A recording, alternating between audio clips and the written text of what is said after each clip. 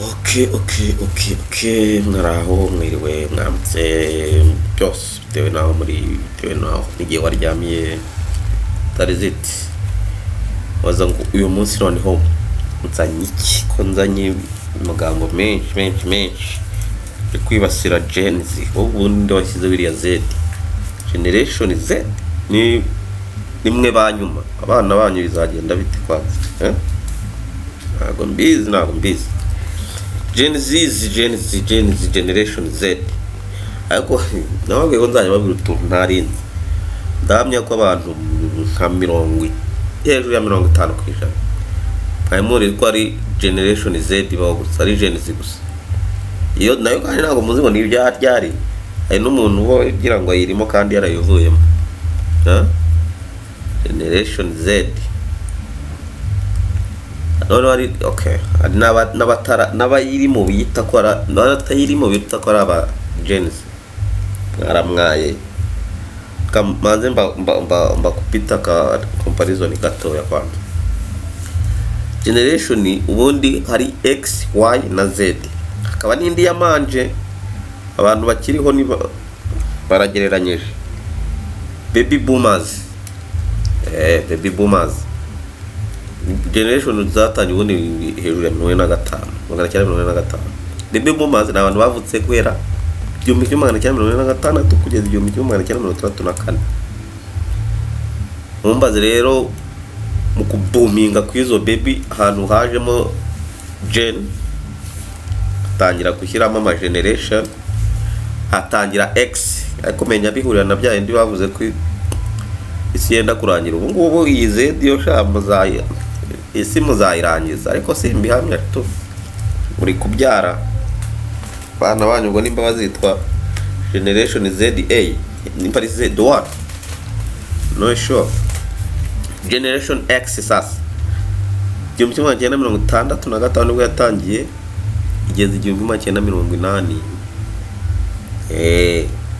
abantu barimo bari mu myaka za 40-50 bazuba ni 50 gusa yes afa munsi ya 50 ariko nta muragezamo haza indi generation yo kuva kuri 81 kugeza 96 generation Y bita millennials wewe wavutse muri icyo gihe ndabizi ubu niwo uri muri iyi minsi ku bakurasha ntago muze ngo urakuze cyangwa byose urakuze ufite imyaka irenga 31 cyangwa hafi aho 29 uyu kanyakanya mu ntago uri Gen Z kareka uri Gen Z brother you are Gen Y millennial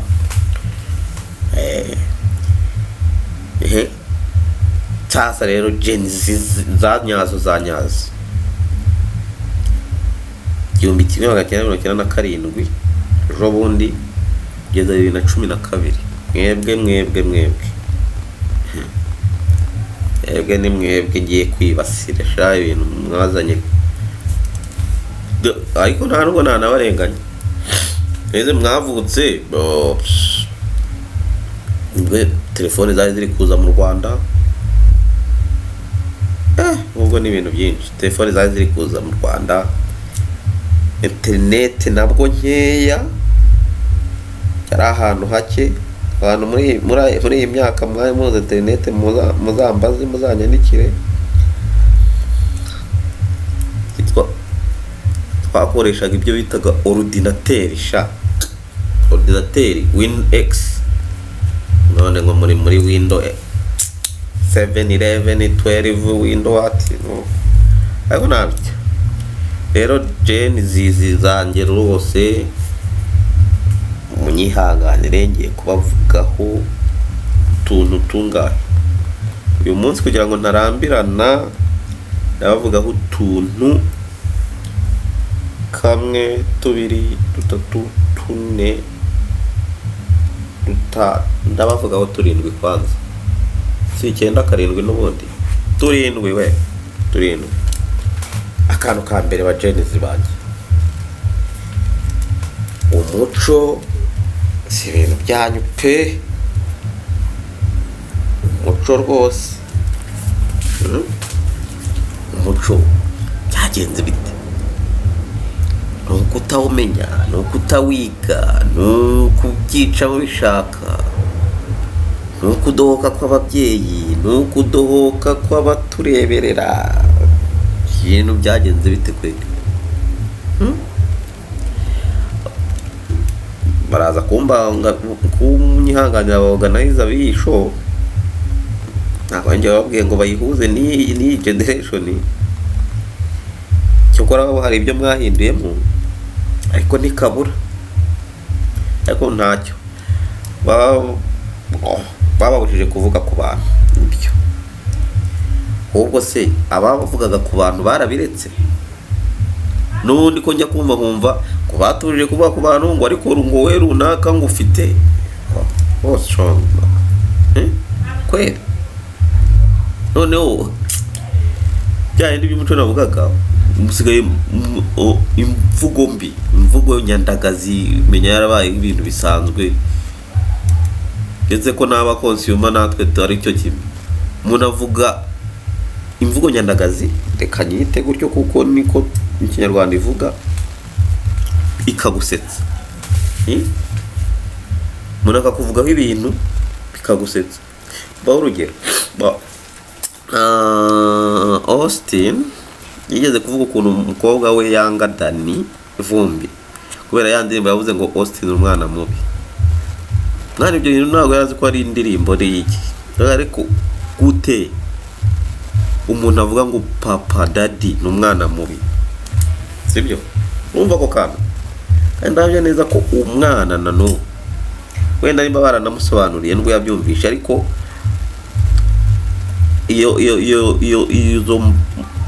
izo nketide, izo mpungenge z'uwo mwana duhumuye amaso. Wowe ufashe umuntu uri gusetsa abantu, uvuga ibintu mfatamo hari nk'agasuzuguro cyangwa umuco muke cyangwa ibindi bintu bitari neza, ufashe umuntu noneho ikibabaje ufata n'umuntu uri popira, uri uzwi, bandebereho uramufashe umuvuzi w'ibintu by'uburofa, nimushaka mubifata uko bye. Ufashe umuntu wavuze ngo inda ngo ya runaka ngo ikinga umutwe wa ibintu, nubwo tuba tubikinisha.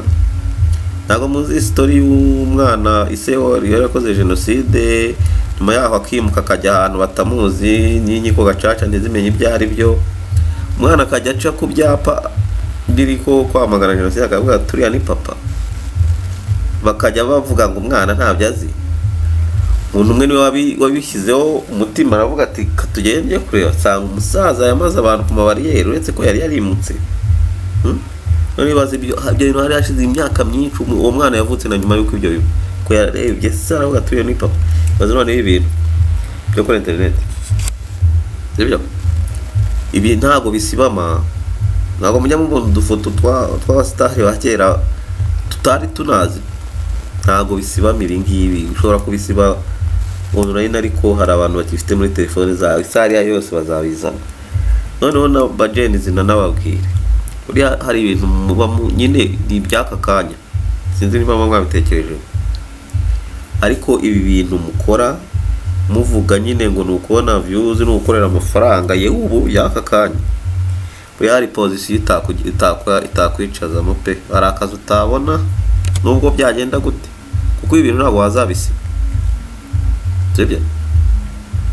Bagenzi ntabwo ari ukubaca intege, nta nubwo ari iki, ariko muri creative mwavutse mu gihe cyiza, mwabonye ubwinyagamburiro, ubwigenge, mushaka no kwigira ibyigenge, kamivuge gutyo. Byari byo bavugaga wa mugani ko umuntu bamaye butamwa agashaka ntanyurwa, agashaka cyabona ngene, babahaye uburenganzira, mushaka kurenga inzira. Yes, mbivuge gutyo. Niyo mpamvu akenshi bamwe muri mwe naba batarahamagara, abahamagara bahamagara bakagira inama. Ururimi okay, bavuga ko inyama ngo mbi na nziza ari ururimi, kanavuga ko rwigenga, ariko ngewe ibyo kwigenga si byemera cyane. Ururimi rurica kandi rugasenya, sibyo? Ururimi rurica kandi rugasenya. Ujye utekereza, kera bavuga ngo nukaraga ururimi 7 hari kugira ngo uvuge. Noneho wagakoresheje ubwonko inshuro 100 cyangwa 1000, sibyo? Kuko hari ibintu mukora mana yanjye, nanjye sindi mukuru cyane, ariko umva amabere yikoze ntonsa. Amabere yikoze ntonsa kabisa. Gerageze n'ukuri kw'Imana y'u Rwanda, turabikunda cyane Imana y'u Rwanda, umugirema umuco n'ikinyabupfura pe. Ko nk'ubu gereranyije hari n'izina babahaye, nimba barabahaye, nimba mwararyihaye, mbona mudakwiye namba. Hari izina bundi umuntu haranira kubera ufite interinete na telefone n'iki. Okay, ukora kwihangira imirimo ntacyo bitwaye, wise content creator. Noneho izo content uri gucreating ibitutsi gusa, ibishego. Ikintu kimbabaza cyane, ndaguma muri Gen Z wenda, uretse ko ari nabo muri Gen Z, abari muri generation Y ndabazi namwe, no muri X muri sinema nyarwanda, mukatekereza nkaho muri Gen Z. Umuntu wo muri 70 kugera muri 96 kitwara nkaho ari muri umwana wo muri 2000 cyangwa kugera 2012. Gusa kamera yaradutwaye tu, bagutunze kamera. Sinzi nimba ari abanditsi b'amafilime cyangwa biganiro mukora babyanditse cyangwa bibarimo, kandi nabwo babyanditse. Ari ubwo nigeze kubona ngo iyo utanze igitekerezo kuri sete baravuga ngo uzabishyire muri filime yawe, ntacyo. Ariko se ku buryo byarangira navuga ni kwiyambika ubusa, kwitera agaciro, kugira gute ibintu nk'ibi. Umuntu w'umukobwa mwiza, umusore mwiza rwose y'abantu, kajyaho gakina seti y'iminota 2, 3, 5 atukana, yigurisha. Kandi abenshi muri mwe mufite abana n'abato bafite bazabagira, sibyo? Ibi bintu nyuma y'imyaka 15 ntago mbateze iminsi, ariko abenshi muri mwe muzaba mwarabivuyemo, muri gushaka kugarura ibintu, muri gutu. Umuntu ari kuguha amafaranga 10,000, 15, 20, menya nta urenza 30, kajya ukiyandagaza yaka kanya. Nyuma y'imyaka ingahe umwana azajya aca mu nzira, wenda nuko mbibona i Kigali, umenya no mu cyaro bihari, cyangwa ajye ku ishuri.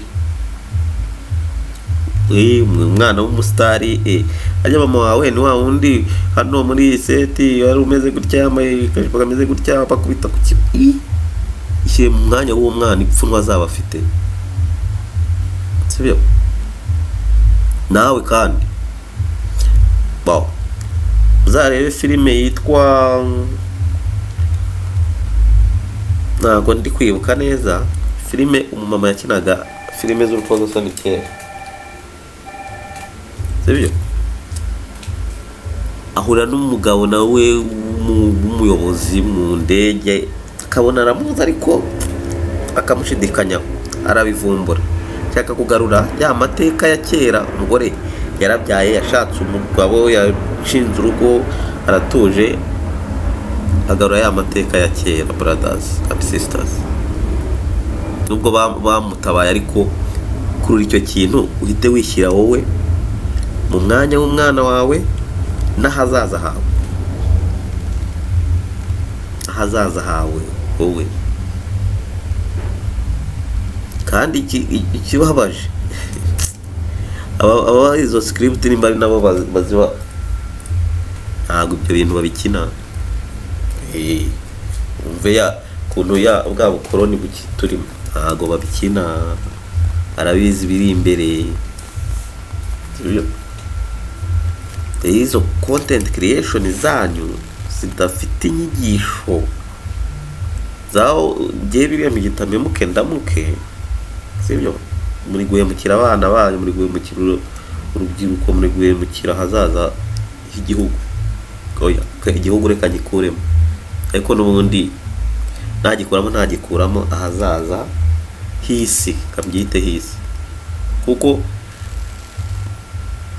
murebe uburenganzira ubu ngubu dufite, nanjye reka nishyiremo, sibyo? Umuntu aragufata akakuvugaho ibyo ashatse, nzajya mvuga mwikuriremo uwo mushaka, nta zina nzavuga. Akagufata wiko ashatse, akavuga ibyo ashatse, agakorera ibyo ashatse. 2025 ubundi abantu benshi bari muri sinema muri abo guhera muri 2000 kuzamura. Kandi ikindi abantu benshi batazi, 30% yanyu aba bazedi turi kuvuga, oya 30 wenda naba nkabije, 20 yanyu mufite abana, nubwo bakiri batari kubazakura. Umwana wawe ari umuntu muri mwe ufite umwana watangiye kuvuga cyangwa gukina kuri yakina game ataraha telefone ye, abamwe wenda barayibaha akajya ngo ni ibikinisho, ariko uzaba wakoze set, wakinnye film, wakoze iyo content yawe itrending, ari yibanza kuri YouTube imbere yuko ashyiramo ibitente, abone mama bari kumukubita ku kibuno, abone mama ari gutukana ibitutsi n'umwana bitakibaho, bimwe byampangara nkwangare hejuru y'ibihumbi bingahe. Umwana ngiye mfite experience, hari umwana rero bundi muto nk'imyaka nk'itatu, kuko azajya kwiga mu kwa cyenda. Nyina yo kuvuga ngo ucira umugani, umwana umbaza we yabikuye, ariko ni zangaruka gahita ashyiraho igitutsi. Ibyo bintu ntabwo birangira mu bitekerezo. Izi content creation zanyu ntazo mbatse, ariko nimba mvuze ubusa nta kibazo, n'ubundi nzaguma mbuvuge mpaka bushize, cyangwa bugumeho nanjye mbona ibyo mvuga. Ariko mu creating content natangiye mvuga ngo ni ijambo, ni titre mwihaye cyangwa babahaye, noneho naba niyo ngiyo ni model iragereranyije. Umuntu wese wishyiza bavanze ibintu, noneho ngo n'umu influence. What do you influence? Who are you influence? Influencing ande kweli si wabana kabibazo. Umwana uri ku influence mu gutukana, uri ku influence mu buraya, uri ku influence mu gukubita ku kibuno cy'umubyeyi, vuga gutyo cy'umubyeyi kugira ngo mumva ukuntu bimbabaje, kibuno cy'umunyarwandakazi. Uri gufata umuntu uti sheri, noneho ngewe nashyize hasi iki n'iki, kamukoresha imyanya y'ibanga. Ntabwo mvuze hasi wenda kuko YouTube yabakoraho, ku gituza cyubahwaga n'ubu cyubahwa cy'abamama gusa hejuru y'ibihumbi 10-15 harimo n'ibindi cyamana yanjye. Ariko abatureberera n'ukuri bashyiremo akantu, sinzi nimba wenda ari uko bo batabibona cyangwa wenda ariko se babibona bakabireka, cyangwa ari uko banze kwiteranya n'urubyiruko. Ko simbizi nimba ari kwiteranya kuko kurera n'uguhozaho, ariko ku buryo ikintu gitrendinga umuntu agiye kuri wa mu content iri jambo rizamvuna mpaka nta kintu uzajya mvuga hano ntakivuze. Wa mu content creator wa mu influencer ujyaho kavuga ukuntu akishyira hanze, nagiye ahangaha naha nagize gutya narasambanye nakosha. Bana banyu n'ukuri n'abacu kuko nabo bazabireba natwe, kandi urabona biratubabaza, biratubangamira. Muri kuduyemukira mutisize pe, mutisize. Utwo utuntu nka 2-3 hari maze kuvuga kamba kubite na kakana kantu ka kane. Bashuti banjye bajenizi n'abawayi ndetse guhera 81 kugeza 12. Ubundi muze kundebera abana muri kubyara ni generation iyi ko generation yo mwazirangiye. Nimba muri zedi mugiye kugira gute gushyiraho extension, ubwo bo baraba generation y'agateganyo. Ntacyo nabyo tuzayibona ko tukiraha se. Twikomereze. Izi social media zabatwaye uruhu n'uruhande, bagize abantu batagira epfo na ruguru kubera udufaranga. Ubu mugiye bamwe bagiye kuvuga ngo wowe nguyo bitabaho ngo wowe kugira ute, ntacyo itaho. Nanjye simba mbona mbabwirira, nanjye simba narabonye ibyo mukora sibi, kuko ibintu byarananiranye ku buryo umuntu abyuka agiye gutukana, agiye kuvuga none agiye kuvuga ngo agiye kuvuga amatiku. Ndabyibuka hari umuntu wavuze ngo kera abagore nibo bagiraga amagambo bari ntabwo ari ukubatuka, ibyo narabisanze ngo none yasigaye mu bagabo. Ariko musore harimo n'abagabo ubyuka akagenda akavuga abantu. Noneho cyokora ndagusuhuza inshuti yanjye uziyizi n'abandi bazakumenya. Umuntu namubwiye ibintu mubeshya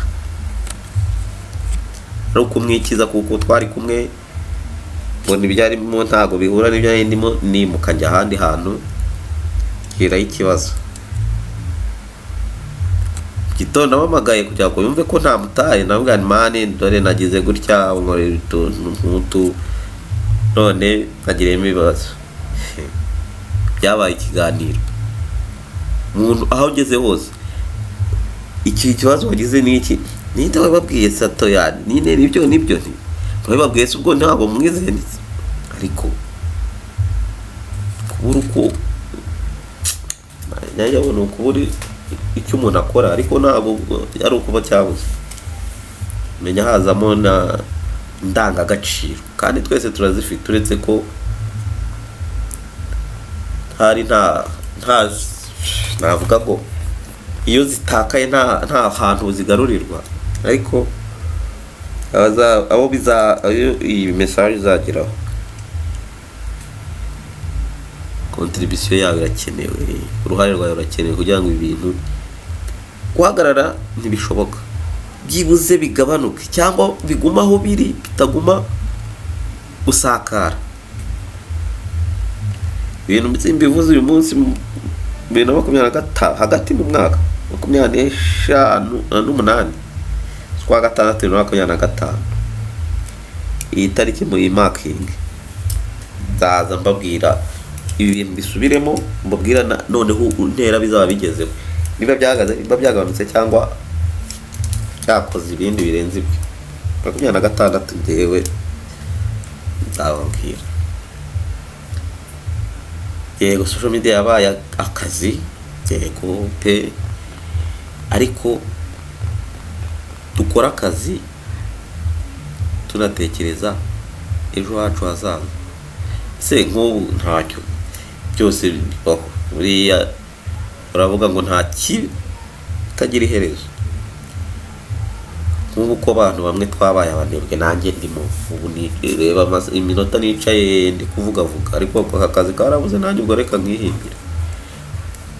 Ubu turyamye twese hari umuhungu ndi gukunda muri iyi minsi witwa Zita Organ rimba indirimbo y'abantu zirimo nawe taje zamuvugeho ubwo murabuze ngo nanjye ngira amagambo ndayagira nyine si kuyagira ntacyo. Zita Organ indirimbo yavuze ngo ntago ndavuga amagambo ye neza ariko indirimbo yashaka kuvuga ko ibintu byageze iruduri byapfapfanye kuvuga ngo umuntu wamye umuzava ku isi azasigaza imije amatara. Rero yaga kugeraho n'iki mvuga ubu tubyutse duya twaryamye amatara ahari nubwo bamwe baba bataryama ukabyuka nta muriro uhari. Umuriro ntabwo ari ukuvuga ngo wiwawe mu nzu umuriro uhari bekanaye kuvuga ngo ku isi hose mu gihugu hose hari ikintu kidashoboka se nta muriro uhari sibyo.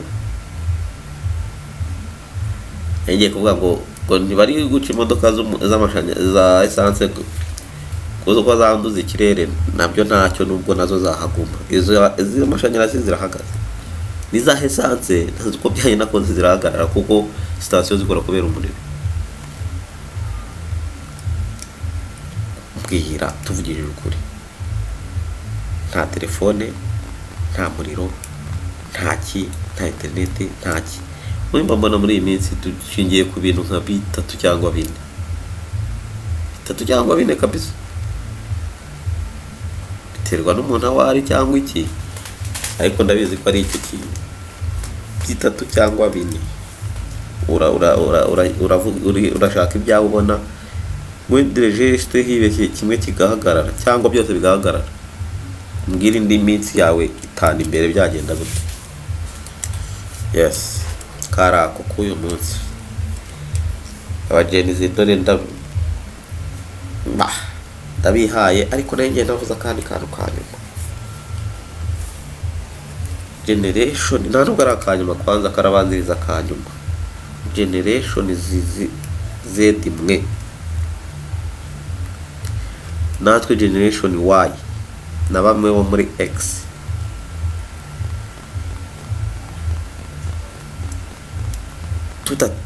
tutikunze ukwikunda bavuze n'ucyo bwari igihe ujya kuvuga ibintu nawe ukabura ubuzi ibyo uvuga. Twagerageje tukubaha ikiremwa kandi ndavuga side ebyiri igitsina gabo n'igitsina gore ndetse ko nabwo aka kantu nabwo sinzi nuko ubundi bazakagahinduye ibintu ubundi na operation ni ibintu abakoroni badushyizemo igitsina gabo n'igitsina gore mu ijambo rimwe ibyo ni ibice by'umubiri. Mu bundi busobanuro bundi ni ibyiciro by'abantu mu bundi busobanuro bundi biravanze. Umwana w'imyaka w'umunsi aba igitsina gabo umusaza w'imyaka 80 akaba igitsina gabo umuhungu byuka yiyandagaza ivuga rofa ngenzajyana nawe kuvuga avuga ibintu bidafite epfo na ruguru nawe ni igitsina gabo. umusirikare uri kurwanira amahoro yacu y'abatuye igihugu uri mu masasu mu ntambaro yose ushobora kuhasiga ubuzima bakaba igitsina gabo n'igitsina gore. Umukobwa uri kwirirwa kuri social media kuri internet yambika ubusa, avuga uburaya, avuga uburofa, tukana igitsina gore. Umubyeyi uhekeye igihugu, umubyeyi wakubyaye, umubyeyi wabyaye batureberera, umubyeyi wabyaye abantu bose badufitiye akamaro nawe akitwa igitsina gore. Kwera kahaye agaciro ako gapeti kambaye n'amapeti. Ubundi kera abantu ariko ibyayo byose ni generation ni millennium, ni generation Y. Abantu bose bize muri generation Y ko mwize kondisiyo murazizi, sibyo? Murazizi kandi no tureberera benshi nimwo bari azizi uko twize, nanjye ndimo uko twize kugira ngo ukore nenge kuvuga ngo devoir homework wifashisha ibitabo. Umuntu wabuze ngo abanyafurika abirabura ni simbizi bamwe muri abo cyangwa ari bose ushatse kubahisha babahisha mu bitabo. Ubu hari abantu barahawe izi generation ni kuvuga itazi ngo dictionnaire ni iki, oya irayizi ariko ushobora kumuha ijambo kumubwira ngo nshakira ijambo akaribura ntamenye n'ibyo ari byo. Ushobora indi akandi gace ndakora umuntu wambwiye ibintu ndamureba ndavuga nti koko nipe aye nawe ariko ni zedi ndakeka ni zedi cyangwa millennium ho hejuru wa gato. Mfite ubwoba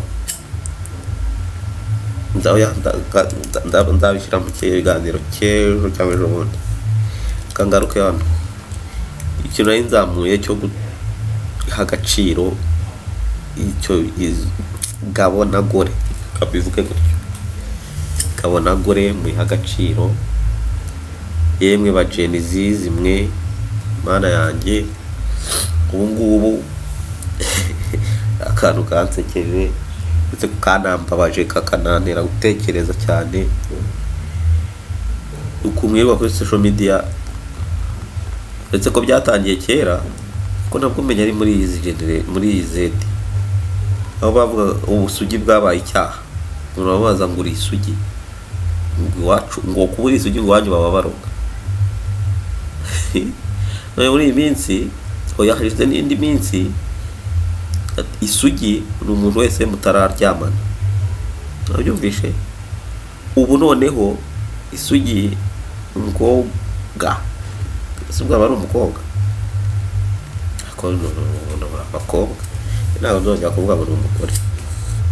Ijambo gore ngiye kuriharanira ariya ngo ni abafeministe sinzi nimba nzabijyamo ariko nzajya gore na gabo ngiye kujya mbavuga ni umuhungu cyangwa umukobwa nzajya mbivuga gutyo icyo navugaga yamba isugi umukobwa byibuze wabyaye rimwe kuba wararyamanye nawe byavuyeho kuryara rimwe uri isugi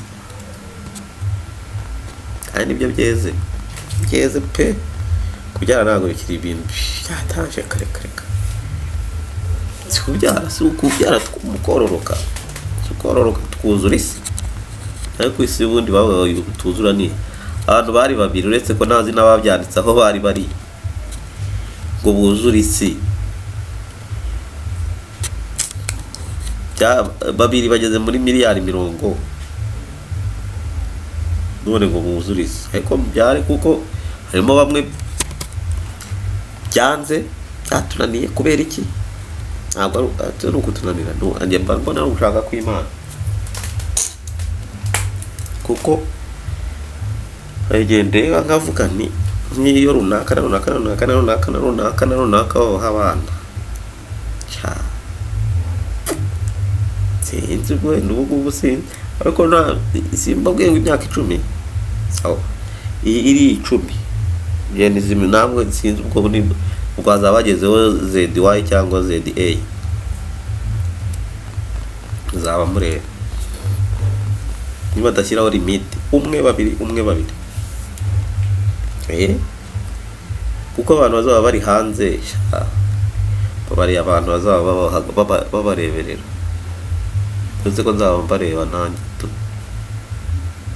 uzi nimba unaniranye ubu ukiri muri iyo myaka munsi ya 25 gira 35 noneho urebe ibyo ukora 35 rero ibyo ukora naho ndashaka kugera kagaruka ku kantu kamwe b'abantu bo mu January begeye hejuru yego January buryo mwizemo navuze bya dictionary iki mwarimu ari ukitegereza ari ntangarugero umwarimu yigisha ku bigo 4-5 muri icyo kintu kandi bose nimba ariko ko sinzi ubushobozi bari bafite mo n'impano y'Imana nimba ziriya kopi zose barazikosoraga none ubu ugenda muri bisi umwana agiye ku ishuri wakari kuri chat GPT noneho ukuntu abantu ntazi no kushobora kumenya ibintu byose byarabaye business kabisa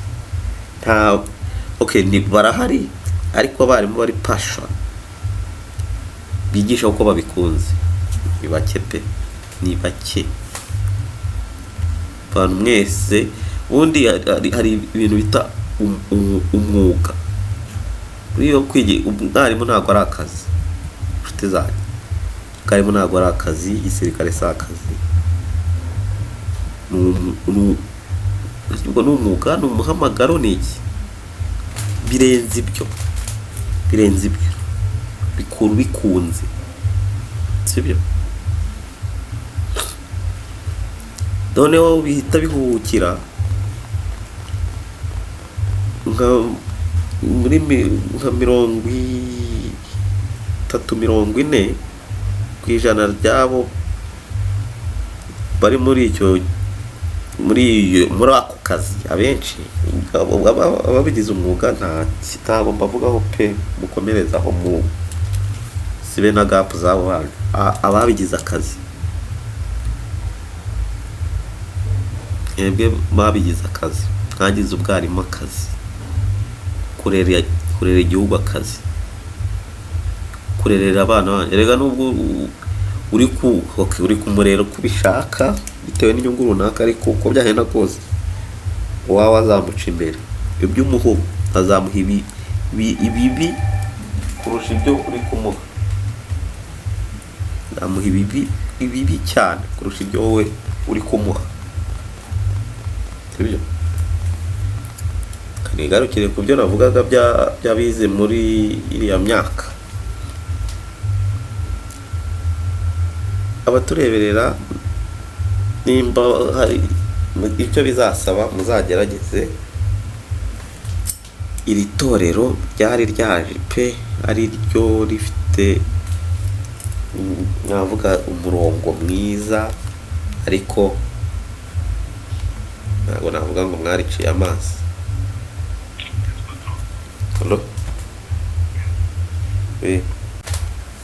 iri torero rwose nuko ariko nta bidakunda muzabirebe wenda byabaciyeho ariko iyi mico ntazi idasanzwe iri kuza kenshi ishobora kuba iri guhera mu mashuri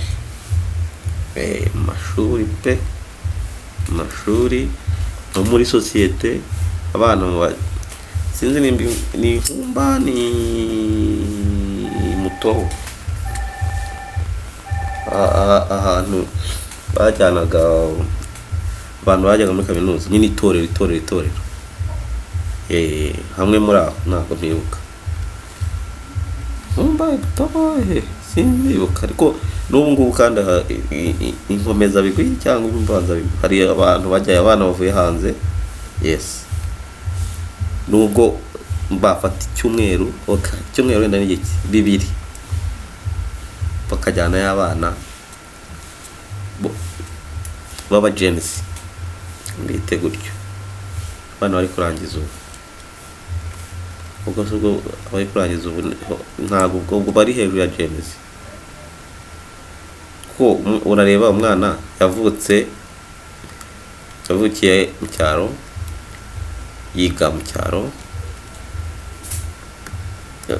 GS kuva P1 kugeza senior 6 average nta handi uretse kandi abana muri iki gihe ntibashaka gukora n'ababyeyi bamenya bafitemo uruhare arabyuka akagenda umwana wanjye atazagira amugurira telefone internet horaho agiye kureba abashuti be afite imico itandukanye nabyo sinabitsimbuka agiye gusura umusista wanjye afite ikirori biki ababyeyi bundi mwe kweri azaba bari kuri ya myaka ndi kuvuga ko muzabona ibintu mwabibye mugikomeje kubiba ubwo abenshi bararengeranye pe ariko bazimufasha buzukuru bana kuko nabo bazaba ari abana sibyo mugerageze ibishoboka aba ari byo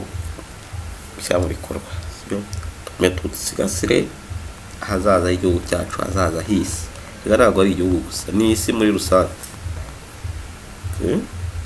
rusange pe uyu munsi mvuze menshi navuze ngo amagambo ngo yajyaga abagore ngo none hasigaye mu bagabo nanjye amagambo dore ndayabonye imvuze ibigambo ndayavuze ariko nizeye ko ntavuze n'ubusa burimo ariko mu busa buke cyangwa bwinshi navuze mukuremo icy'ingenzi ngo nimukoze byawe munsi ntawe utaha navuze ngo n'ejo ariko ntabwo ndisire neza ejo ndashobora kutazabona umwanya ariko ntabwo kiriya cyumweru kuko ntabwo ushobora kurangira ntarabakubita utundi tuganiro tubiri sibo tuganira andi magambo nk'abiri andi magambo nk'abiri yes uko rero ariko abantu mutari kumushyaringira ntacyo ariko nzajya mbishyiraho byinshi bizajya bitendinga kuri YouTube mubisome mubibone bamwe babibasharinge ko bizabageraho ubwo bitagera kuri benshi ariko bizabageraho twakoze rero kubw'uyu munsi isabato nziza kubizera b'abadivantisiti uyu munsi ni umuganda uretse ko ari aho utakoze bitewe na gahunda zitandukanye zari zihari muhaye muronke rero tumwe mutunganirwe hanyuma nanone ufite icyo ashoboye gukora agikore kugira ngo hakiri imbere turabe dufite igihugu sosiyete umuryango ugerageza kuko ntabwo navuga ngo uhamye biragoye simbivuze gutya biragoye umuntu wavuze ngo ikigereranyo yatanze zirimo ariko ibintu mujya mubibona navuze ngo nihatagira igikorwa mu myaka 10 iri imbere kandi ubu urumva babagenzi nimwe bagarutse abana b'abakobwa hafi ya bose ngo nka 50% ntabwo ni Bukarete yavuze bazaba bayindaye icyo kintu nibyo navuze hejuru ushobora kutayibubikora ukayiba ku muntu ku mashusho muri ntabwo bazatuma umuntu utabiza atayikwita umuntu nawe aravuga amuhe credit tonalite kuri ikiganiro yatanze kuri mayi yavuze ati ko areba we yavuze ko isi yarangiye, isi yarangiye, isi we yavuze nimba ari ebyiri nimba ari eshatu, ariko njye mbona ari eshanu. Ya mbere yarangiye muri 97 jeni zitangira ubwo iraza iya kabiri, uyu bibiri ari indi yarangiyemo ariko itari danje. iya kabiri 2010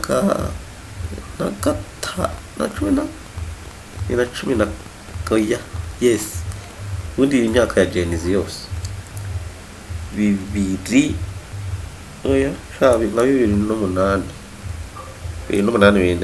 bibiri. Okay, dufate imyaka ya 2012. Rero iyi generation turimo noneho y'abajenizi bari kubyara n'aba millennial babyayemo, ntabwo nzi yariyo nayo yenda kurangira. Iyi myaka 10 turi kujya tuvuga 10 ambwira. Okay, kwari uko nari imeze rero. Nawe utaha murakoze, mwibuke gusharinga, sub, comment, muzabwe n'utundi tuvugaho. Wowe numva nshaka kuvuga nkavuga udushyiremo, ariko munabishyire ku masitati zanyu. Okay, bye.